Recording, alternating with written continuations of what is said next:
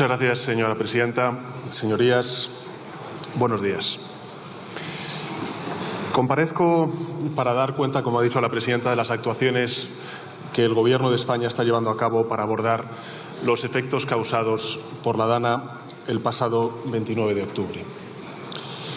Una Dana que, como todos sabemos, no tiene precedentes en nuestra historia reciente. Una Dana que, lamentablemente, ha segado la vida de 222 compatriotas y ha devastado a casi un centenar de municipios. Quiero, por tanto, que mis primeras palabras sean de recuerdo a las víctimas, a sus familiares, a sus seres queridos, porque su dolor es el dolor del conjunto de la sociedad española.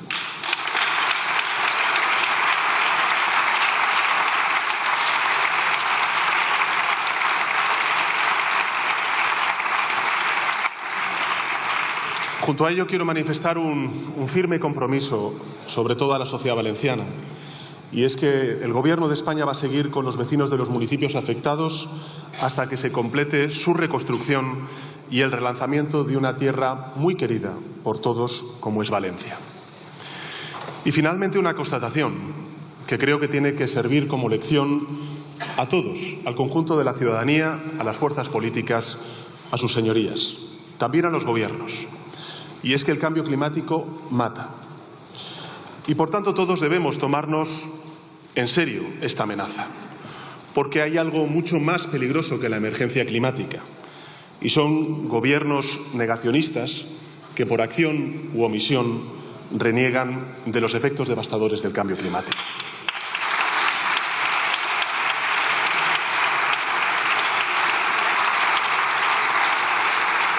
En los últimos días, señorías, hemos asistido a un intenso debate sobre las decisiones y también las acciones de las distintas administraciones competentes en la materia de protección civil. Las del Gobierno de España, que han sido explicadas en más de 40 comparecencias y ruedas de prensa por los ministerios directamente implicados, como es el Ministerio de Política Territorial, el de Interior, el de Defensa, el de Transición Ecológica y también numerosos técnicos de los demás ministerios competentes.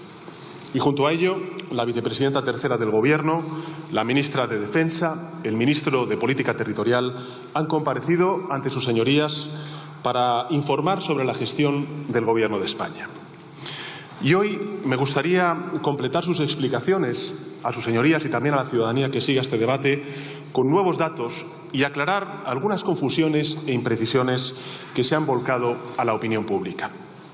Y me gustaría hacerlo, señorías, sin polemizar, tampoco para señalar culpables, sino para mostrar al conjunto de la ciudadanía que la Administración General del Estado ha estado con ellos desde el principio y va a seguir estándolo, que el Gobierno de España está volcado en la gestión de la emergencia y que, con más o con menos acierto, estamos haciendo todo lo que está en nuestra mano para ayudar a superar esta terrible tragedia a los hogares, a las empresas, a los trabajadores y a los municipios afectados por la Dana.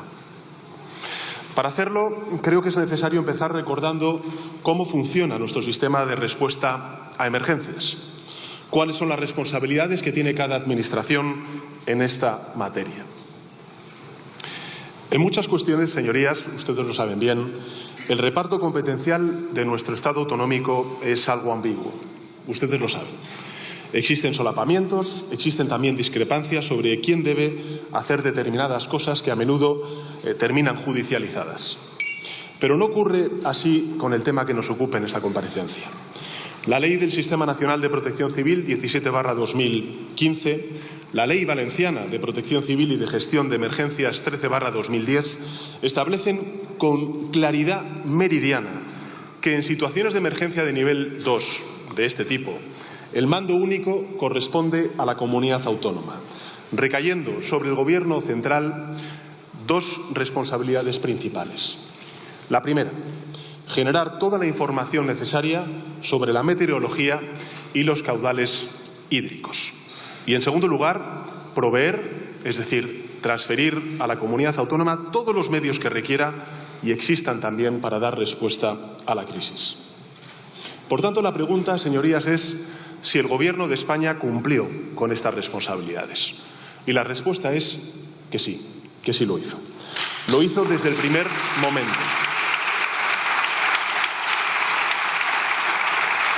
Lo sigue haciendo y lo va a seguir haciendo todo el tiempo que sea necesario, como he dicho al principio de mi intervención, para afrontar la reconstrucción de la zona o de las zonas afectadas. Todo lo que digo, señorías, puede demostrarse empíricamente. Hablemos de la primera de las responsabilidades, la provisión de información y de avisos.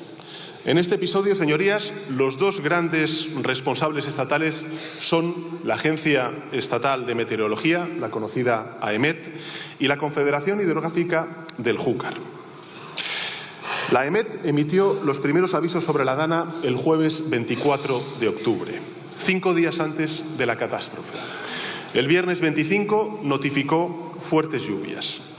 El sábado 26 alertó de que habría alta intensidad torrencial y el domingo 27 de octubre anticipó un posible aviso naranja en la Comunitat Valenciana, en Cataluña, en Andalucía, en las Islas Baleares, que se activó al día siguiente en varias de estas zonas.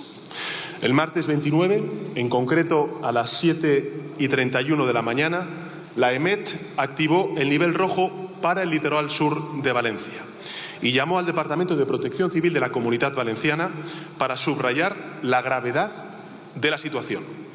Informó a las 9:43 de la subida a nivel rojo en toda la provincia de Valencia y continuó emitiendo comunicados públicos sobre los cambios en los avisos y llamando a la Protección Civil valenciana durante toda la jornada del día 29 y los días posteriores, a la vez que ofrecía en tiempo real toda la información en su página web.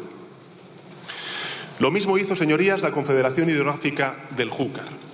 No hubo, como se ha dicho por parte de algunos, ningún apagón informativo el pasado día 29. Este organismo mantuvo una comunicación constante con el Centro de Emergencias de la Generalitat durante todo el episodio de la Dana. En concreto, señorías, a las 12:07 informó sobre el crecimiento del caudal del Barranco del Pollo, información que el Centro de Emergencias de la Generalitat Valenciana usó para activar la alerta hidrológica en los municipios ribereños de la Rambla.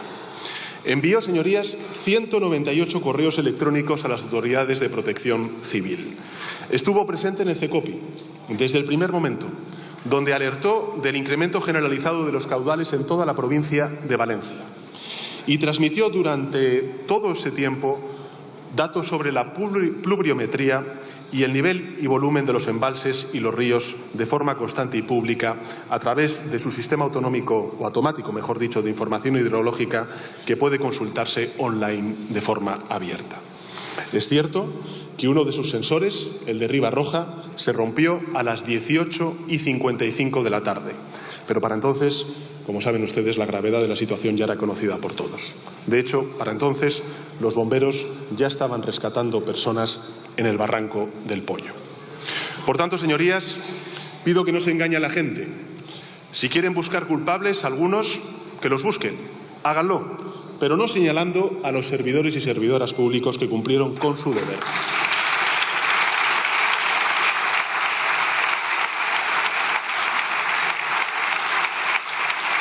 Porque, señorías, la AEMET y la Confederación Hidrográfica del Júcar son organismos técnicos. No hacen juicios subjetivos, ni tampoco cálculos políticos. Se basan en la evidencia científica y su trabajo consiste en recabar datos, hacérselos llegar a las administraciones competentes, que son las que tienen que tomar las decisiones y lidiar con la emergencia. Y lo hicieron, la AEMET y la Confederación. Lo hicieron con rigor, lo hicieron con rapidez, lo hicieron con transparencia, como dictan las leyes españolas y los estándares internacionales más avanzados. Y prueba de ello está en que hubo muchas instituciones, señorías, que sí tomaron decisiones en esas horas difíciles. El lunes 28, un día antes de la tragedia, hubo 68 municipios en Valencia, en Alicante y en Castellón que, en base a los avisos de la AEMET, suspendieron las clases. El propio martes, día 29 de octubre, hubo numerosos ayuntamientos, como el de Carcaixent o el de Aldaya, que cerraron el acceso a varias calles y zonas inundables. Y hubo muchos otros, como por ejemplo el Ayuntamiento de Torrent, que directamente anunciaron la suspensión de toda actividad pública y educativa.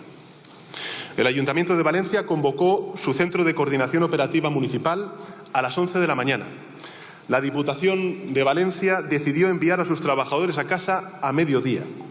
Algunos departamentos de la Generalitat Valenciana, como por ejemplo la Dirección General de Medio Natural y Animal o la Dirección General de Prevención de Incendios Forestales, tomaron medidas para limitar la exposición de sus trabajadores a la dana desde primera hora de la mañana. Y, de la misma forma, la Universidad de Valencia canceló su actividad docente y la Universidad Politécnica y la Universidad Católica clausuraron algunos de sus campus. También tomaron medidas multitud de empresas, señorías. La Ford paró los turnos de noche y de mañana de su principal fábrica. A las 6:59 de la mañana, antes de que amaneciera, el puerto de Valencia cerró el tráfico y el de Sagunto lo hizo una hora después. Y lo mismo ocurrió con numerosas pymes a lo largo y ancho de toda la Comunidad Valenciana. Por tanto, señorías, ¿cómo puede decir el Partido Popular y Vox que los organismos dependientes del Ministerio de Transición Ecológica no avisaron cuando todas estas instituciones públicas y privadas sí reaccionaron, citando a menudo las alertas de la EMET para justificar sus medidas?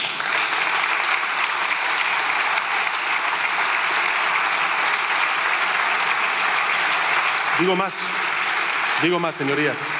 ¿Cómo es posible que el Partido Popular y Vox acusen al Gobierno de España de no haber informado a la Generalitat Valenciana cuando la delegada del Gobierno de España en la Comunidad Valenciana habló con las consejeras responsables 13 veces durante aquel día y hubo 5 altos cargos del Ejecutivo Central que contactaron en 11 ocasiones con el gabinete del señor Mazón? Y sobre todo, ¿cómo puede decirse que la Generalitat no gestionó bien la emergencia porque no tenía información de lo que estaba pasando, cuando la dana estuvo omnipresente en los medios de comunicación desde primera hora de ese martes, día 29 de octubre? Miren, solo entre las 7 de la mañana y las 9 de la mañana hubo más de 200 conexiones y boletines informativos sobre la situación meteorológica en las principales cadenas de radio y televisión de España. En concreto, a las 6:37 de la mañana, Antena 3 informó de la necesidad de tener, y cito textualmente, mucha precaución, y avisó que la gente no cruzara, y cito textualmente, cauces secos ni ramblas en el este de la península, ya que podría, y cito textualmente, aumentar súbitamente el nivel del agua. A las 7:48, en el telediario matinal de la Radio Televisión Española, se hizo algo similar, un aviso semejante, y dio parte 44 veces más de la situación hasta las 5 de la tarde del día 29. En Apunt, que es la televisión autonómica de la Comunidad Valenciana, se hizo un monográfico sobre la dana durante toda la mañana del día 29 de octubre, que obtuvo un récord histórico de audiencia. En resumen, señorías, los datos se elaboraron, los avisos se emitieron, la información llegó a todas las instituciones competentes. Cosa distinta es qué hicieron esas instituciones con esa información. Hablaré de ello más tarde, pero ahora quiero dejar claro que los organismos dependientes del Gobierno de España cumplieron con su deber. Y decir lo contrario es negar la evidencia, es tirar balones fuera, y es faltar a la profesionalidad de cientos y cientos de servidores públicos que actuaron de acuerdo a los protocolos e hicieron bien su trabajo.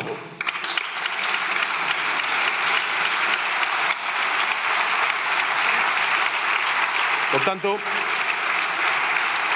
que justos no paguen por pecadores. Hablemos ahora del segundo conjunto de responsabilidades que tiene el Gobierno de España en emergencias como esta. Y es dotar a las comunidades autónomas afectadas de todos los recursos y ayudas que necesiten y soliciten.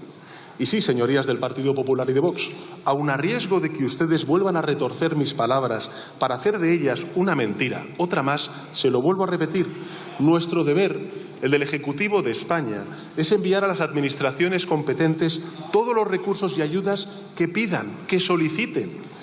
Porque eso es lo que recomiendan todos los expertos en gestión de catástrofes y es lo que dicta, por cierto, nuestro ordenamiento jurídico.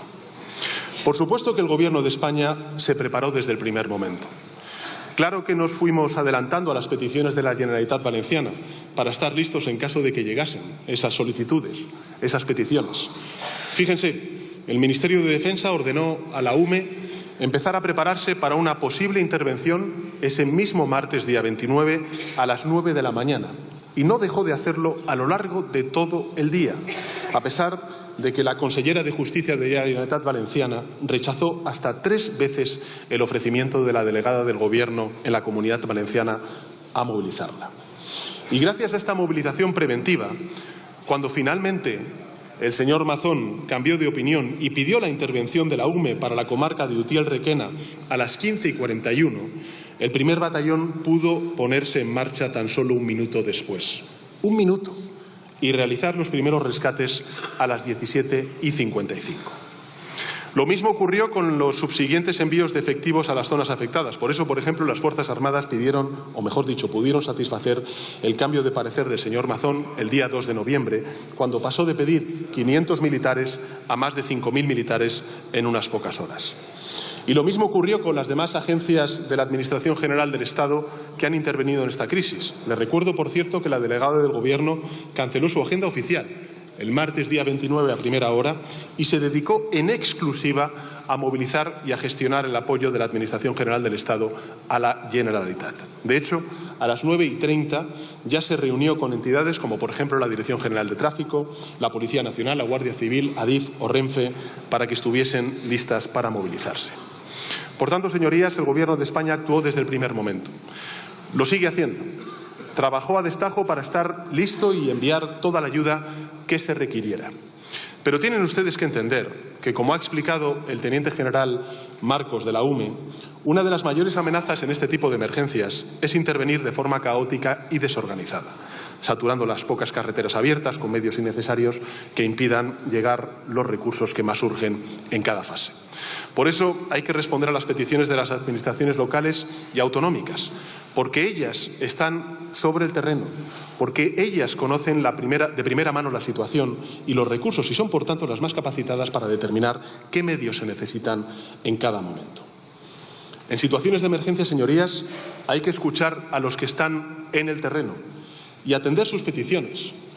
Eso es lo que tenía que hacer el Gobierno de España en esta dana.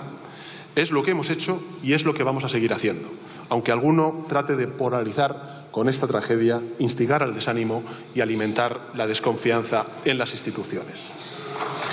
En estas semanas, señorías, hemos respondido a la práctica totalidad de las peticiones de la Generalitat Valenciana, incluyendo todas las que nos parecieron adecuadas y estaban en nuestra mano responder. Hemos desplegado en las zonas afectadas nada más y nada menos que un total de 20.000 trabajadores públicos. 20.000. Para que nos hagamos una idea, los ciudadanos se hagan una idea del esfuerzo que está haciendo la Administración General del Estado, esto es 5 veces más que el conjunto de militares que nuestro país tiene desplegados en sus misiones de seguridad y de paz en todo el mundo. Entre ellos hay 8.500 miembros de las Fuerzas Armadas, 9.300 policías y guardias civiles, 300 brigadistas forestales, 800 operarios de carreteras y ferrocarriles, 80 médicos forenses y psicólogos, 140 peritos, 130 funcionarios interinos, 88 oficinas adicionales para asistir a los ayuntamientos y a la población en la tramitación de las ayudas. Este impresionante conjunto de personas, la movilización de este contingente humano, ha permitido el rescate a más de 37.000 personas, es decir, el equivalente a toda la población de Teruel. Ha restablecido el 80% de las canalizaciones de agua y el 100% de las líneas eléctricas y telefónicas que fueron interrumpidas por la dana. Ha retirado más de 2.600 vehículos, ha rehabilitado todas las carreteras estatales y vías de ferrocarril dañadas y ha ayudado, por cierto, a limpiar cientos de calles y de garajes y ha distribuido entre la población afectada más de 15.000 toneladas de comida, de agua embotellada, de ropa y de productos de higiene. ¿Significa que con esto, señorías, ya está el problema resuelto? Por supuesto que no. Queda muchísimo trabajo por hacer. Hay centenares de garajes y de sótanos anegados, edificios dañados, empresas cerradas, vías cortadas, pueblos enteros que aún no han recuperado la normalidad. Y por eso el Gobierno ha aprobado un plan de respuesta desde las primeras horas, desde los primeros días de la tragedia, dividido en 3 fases. La primera, la reacción urgente; la segunda fase, la reconstrucción de las zonas afectadas; y, finalmente, la tercera, el relanzamiento de la economía de la zona afectada.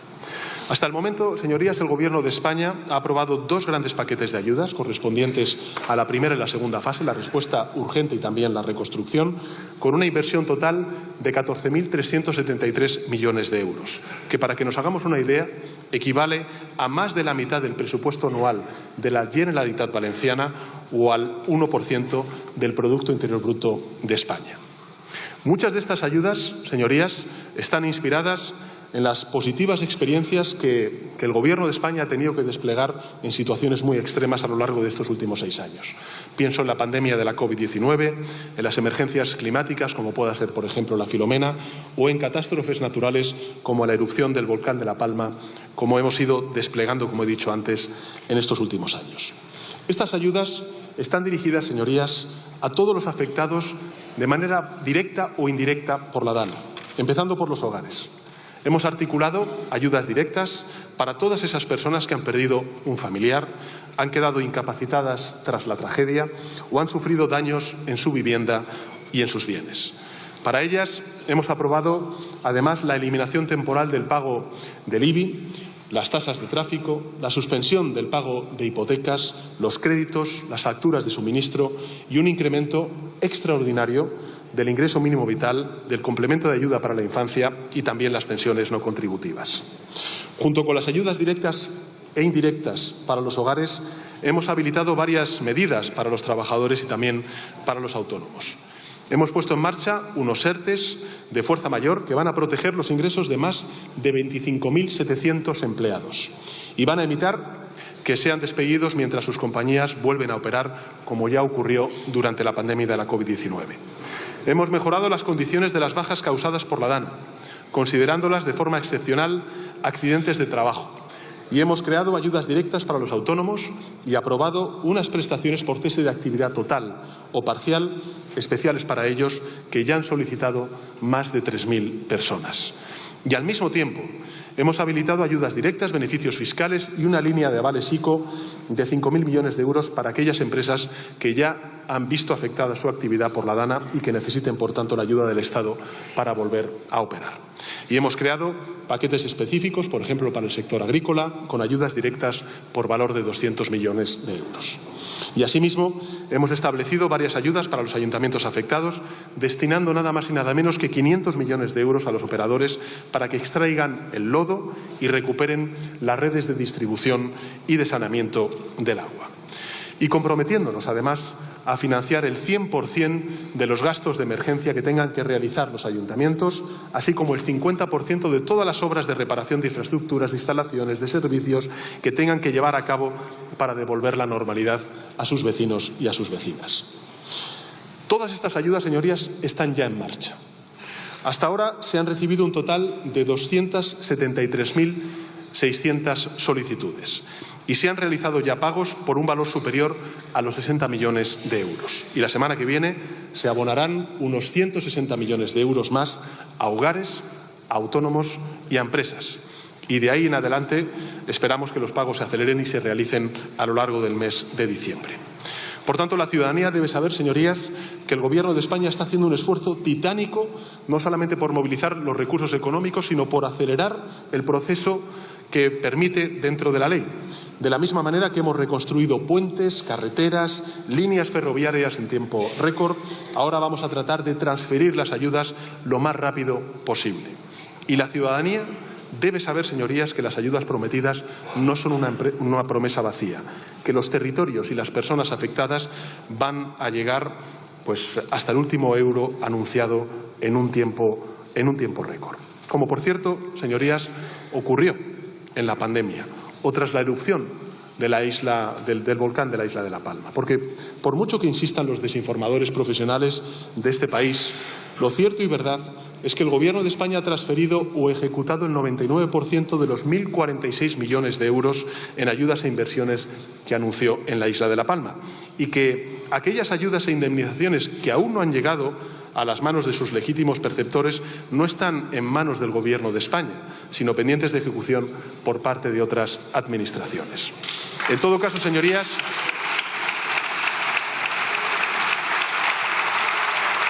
lo que quiero decirles es que los 14.373 millones de euros en ayudas, en créditos, en inversiones que hemos articulado para los territorios afectados por la DANA llegarán, porque se necesitan, y vamos a hacer todo lo que esté en nuestra mano para que lleguen lo antes posible. Y en todo caso, sabemos que este dinero, pues evidentemente no es suficiente, que las inundaciones han causado daños inmensos más allá de los sectores, de los colectivos a quienes van dirigidas estas ayudas. Y por eso les informo de que, en el marco de ese plan de respuesta a la tragedia antes mencionado, el Gobierno va a celebrar con carácter extraordinario un Consejo de Ministros mañana, en donde va a aprobar un tercer paquete de ayudas con 60 medidas diseñadas para acelerar la vuelta a la normalidad y la recuperación de las zonas golpeadas por esta tragedia. Este nuevo paquete, señorías, va a constar de nuevas ayudas, de nuevos instrumentos de crédito, de facilidades legales de diverso tipo por un valor total de 2.274 millones de euros.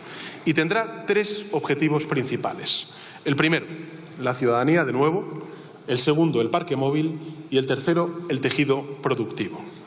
Mañana, evidentemente, ustedes van a poder conocer los detalles de todas estas medidas, pero hoy me gustaría al menos mencionar algunas de las más importantes, empezando por las destinadas a la gente.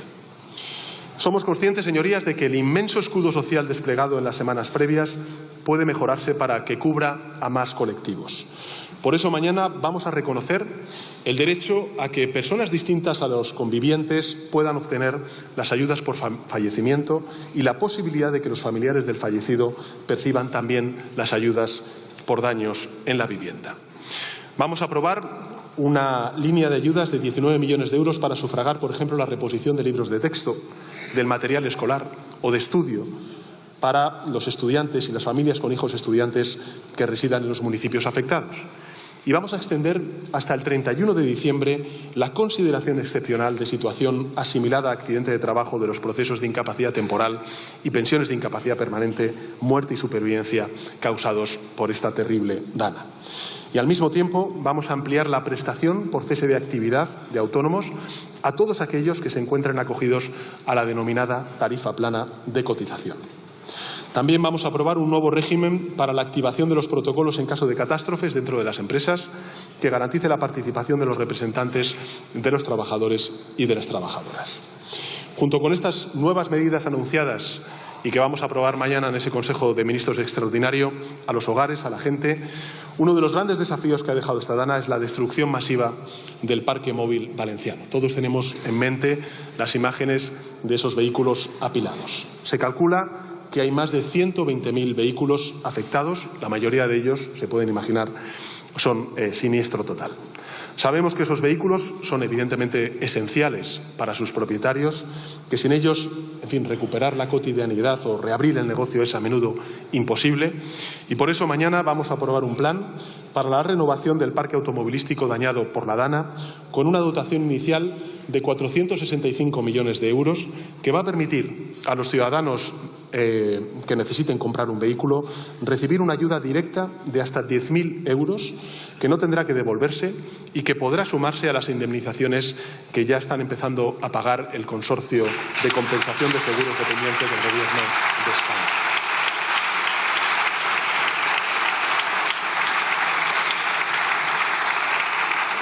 Los vehículos adquiridos podrán ser de distinto tipo, no tendrán que ser nuevos, e incluirán de forma retroactiva todos los que se hayan comprado desde ese aciago 29 de octubre en sustitución de otro siniestrado. En tercer lugar, y con el fin de recuperar y relanzar la actividad económica en las zonas afectadas, mañana vamos a aprobar una serie de medidas destinadas a las empresas. Vamos a activar una nueva línea, otra línea, de 1.200 millones de euros para que los autónomos y empresas industriales y turísticas puedan reparar sus instalaciones, equipos, stock de productos y puedan realizar nuevas inversiones. Vamos a habilitar una vía rápida para la financiación preferente de operaciones de reconstrucción y de recuperación de capacidades innovadoras y tecnológicas en las zonas afectadas. Y en el ámbito comercial, señorías, vamos a lanzar una línea de 240 millones de euros para la reactivación del comercio local con ayudas dirigidas a paliar daños materiales en bienes afectos a comercios y otra línea ICEX dirigida a facilitar la internacionalización de la actividad de empresas afectadas por la DANA. Y para reforzar estas medidas, les anuncio también a sus señorías que mañana aprobaremos la creación de una nueva línea de préstamos bonificados para aquellas pequeñas y medianas empresas afectadas que deseen adquirir tecnología y maquinaria de última generación por un total de 300 millones de euros. Estos préstamos van a ser otorgados por el Centro para el Desarrollo Tecnológico y la Innovación, dependiente del Ministerio de Ciencia, Innovación y Universidades. Y tendrán unas condiciones mejoradas en el importe de anticipos, van a permitir también la reducción o incluso la exención de garantías. De forma que las empresas van a poder lograr préstamos de hasta 6 millones de euros en unas condiciones muy ventajosas. Estas son, señorías, las principales medidas del nuevo paquete de ayudas que vamos a aprobar mañana en el Consejo de Ministros. Un nuevo paquete que se suma a los dos que ya aprobamos el pasado día 5 y día 11 de noviembre para alcanzar un total movilizado de más de 16.600 millones de euros. Repito, 16.600 millones de euros. Y se inscribe, como he dicho antes, en las dos primeras fases del Plan de Respuesta Inmediata, Reconstrucción y Relanzamiento que el Gobierno de España está articulando para las zonas afectadas por la DANA.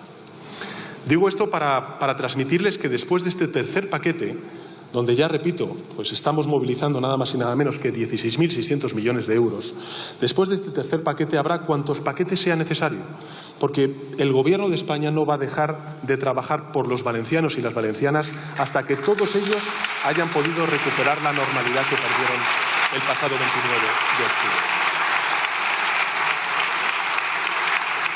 Y por tanto, señorías, cuando los focos hayan marchado, el Estado seguirá ahí, el tiempo que haga falta, con los recursos que sean necesarios.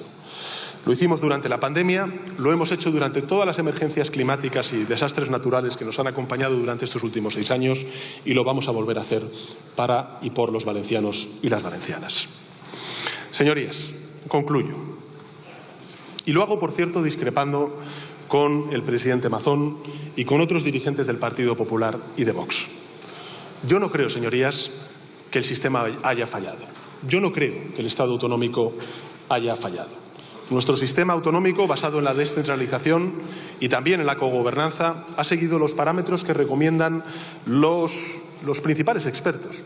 Es similar al que tienen algunos de los países más desarrollados del mundo, por ejemplo Canadá, Alemania, Reino Unido, Países Bajos, que otorgan un gran protagonismo a las administraciones regionales y municipales a sabiendas de que son las que mejor conocen el terreno y tienen un contacto directo con los recursos humanos y los materiales necesarios. Y es el mismo que nos ha permitido, por ejemplo, responder con eficacia a otros desastres naturales previos o a la DANA que golpeó otras comunidades autónomas los días posteriores a la tragedia. Por eso, señorías, yo no creo que el Estado autonómico haya fallado ni que el sistema haya fallado. Creo que han fallado algunas de sus piezas y, sobre todo, algunas personas.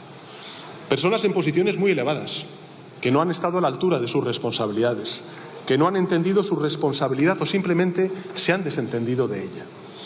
Saber quiénes son esas personas es, a mi parecer, sencillo, porque son las mismas que ahora vuelven a equivocarse y se dedican a embarrar, a echar balones fuera, cuando lo que deberían hacer es centrarse en retirar el lodo, en reparar infraestructuras y en ayudar a las víctimas de ese desastre.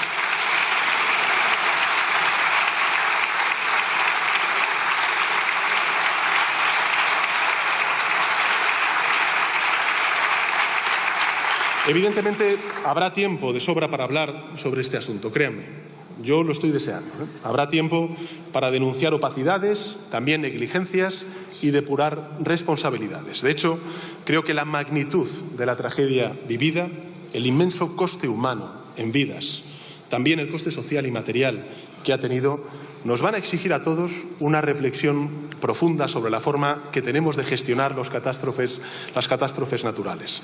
Una reflexión colectiva en la que tendría que participar toda la sociedad y en la que, en mi opinión, deberíamos tratar de responder al menos a 3 preguntas fundamentales. La primera, ¿cómo mejoramos nuestro modelo de cogobernanza para asegurarnos de que todo el mundo conoce su papel y de que la información es procesada de forma adecuada por quienes tienen que tomar las decisiones? En segundo lugar, ¿cómo construimos una verdadera cultura de la prevención a todos los niveles y en todos los ámbitos sociales e institucionales, desde los ayuntamientos a los ministerios y desde los colegios a las residencias de mayores? Y, sobre todo, la tercera, ¿cómo preparamos nuestras ciudades, nuestras infraestructuras y nuestro tejido productivo para ser más resiliente ante la emergencia climática que asola, evidentemente, también a la península ibérica? Estas son, a mi parecer, 3 cuestiones clave que deberíamos abordar juntos, el Poder Ejecutivo y sus señorías, el Poder Legislativo. Y tenemos que aprender de esta tragedia. Sus responsables tendrán que asumir su culpa y el conjunto de la sociedad tendrá que usar lo vivido para reforzar un sistema que, aunque, insisto, a mi juicio responde a los principios correctos, es sin duda mejorable.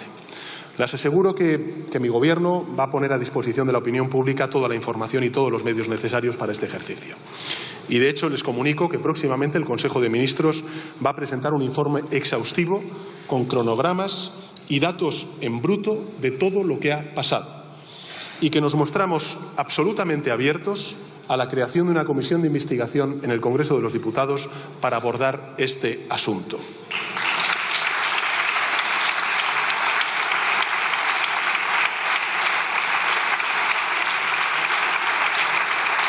Una comisión de investigación, señorías, que deberemos, celebrar e invitar a servidores públicos, académicos, a miembros de la sociedad civil y en la que yo mismo participaré. Señorías, convencido de que esta rendición de cuentas es algo que debemos a las víctimas, a las generaciones futuras y también a nosotros mismos. Pero con la misma convicción les digo, señorías, que en mi opinión aún no es el momento. Si queremos que esta reflexión colectiva sea útil, no podrá ser una reflexión apresurada ni tampoco viciada por la necesidad de la supervivencia política de alguno. Exigirá perspectiva, serenidad y mucho trabajo. Y ahora, evidentemente, la prioridad es otra. Mientras siga habiendo personas desaparecidas, garajes inundados, puentes y carreteras destruidos y negocios con la persiana bajada, nuestros esfuerzos deberían centrarse en la reconstrucción y no despistarse con un debate que, además de sustraer recursos, provocará previsiblemente una fricción entre administraciones que ahora los ciudadanos no necesitan. Por tanto, de momento, señorías, centrémonos en localizar a los 5 desaparecidos, que aún hay registros, o registrados, mejor dicho, en ayudar a las víctimas, en reconstruir las infraestructuras dañadas y en restablecer los servicios. Esas, señorías, fueron las prioridades que yo mismo fijé en mi primera comparecencia el pasado 30 de octubre y esas son y van a seguir siendo las prioridades que guían la acción de mi Gobierno en esta etapa. Y, por tanto, señorías, pido a los grupos parlamentarios que se sumen a este espíritu, que no se dejen llevar por ningún otro cálculo. La labor que tenemos por delante es demasiado importante, demasiado colosal. Pongámonos, por tanto, señorías, de acuerdo. Usemos nuestro tiempo y nuestros recursos en encontrar soluciones, en devolver la normalidad a las vidas de la gente. Eso es, señorías, nada más y nada menos lo que los ciudadanos y ciudadanas esperan y demandan de nosotros. Nada más y muchas gracias, señora presidenta.